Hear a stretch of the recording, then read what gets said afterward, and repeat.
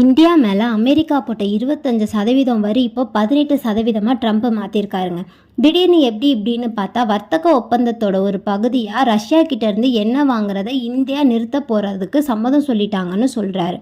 அப்போனா இனிமேல் இந்தியா இனி எண்ணெயை எங்கே வாங்குவாங்கன்னு பார்த்தா அமெரிக்கா கைப்பற்றிய வெனிசுலாவில் இருந்து தாங்க. அப்படின்னா இது அமெரிக்காவிலேருந்து வாங்குறதா தான் கணக்காகும். இது மட்டும் இல்லாமல் ரூபாய் 45 லட்சம் கோடி மதிப்பிலான அமெரிக்கன் பொருட்கள் மேலே இந்தியா வாங்க முன் வந்ததா ட்ரம்ப் சொல்கிறாரு. அந்த பொருட்கள்லாம் என்னென்னு பார்த்தோன்னா விவசாய பொருட்கள், எரிசக்தி, தொழில்நுட்பம், நிலக்கரி இதிலலாம் தாங்க வாங்க முன் வந்ததாக சொல்லியிருக்காங்க.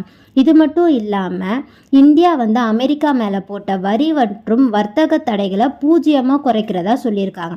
ஃபைனலி இது எந்த அளவுக்கு பாசிட்டிவ் க்ரோத்தை இந்தியாவுக்கு தரும்னு எனக்கு தெரியலை. ஏன்னா இந்தியாவோட முதுகெலும்பே விவசாயம் தான். இப்போ அமெரிக்கன் விவசாய பொருட்கள் இந்தியாவில் விற்பனை செய்யப்பட்டால் நம்ம நாட்டு விவசாயிகள் ரொம்பவே பாவம். அது மட்டும் இல்லைங்க, அமெரிக்கன் விவசாய பொருட்கள் சில இதெல்லாம் ஜெனட்டிக்கலி மாடிஃபைடுன்னு சொல்கிறாங்க. அந்த மாடிஃபைடான உணவுகளை நம்ம எடுத்துக்கிட்டோம்னா நமக்கு அது எந்த அளவுக்கு செட் ஆகும் என்னன்னு நமக்கு தெரியாது.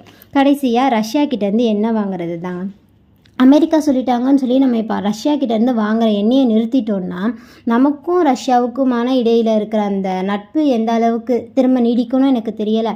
அதை தாண்டி இப்போ நம்ம ரஷ்யா கிட்டேருந்து எண்ணெய் வாங்குறதை நிறுத்திட்டு அமெரிக்கா கிட்ட வாங்க ஆரம்பிச்சிட்டோன்னா திடீர்னு அமெரிக்கா சொல்கிறது தான் வேலை. அவன் ரேட்டை அதிகப்படுத்திட்டான்னா நம்ம அதை கொடுத்து தான் ஆகணும். இதில் பாதிக்கப்பட போகிறது என்னமோ நம்மளை மாதிரி சாதாரண பொதுமக்கள் தாங்க.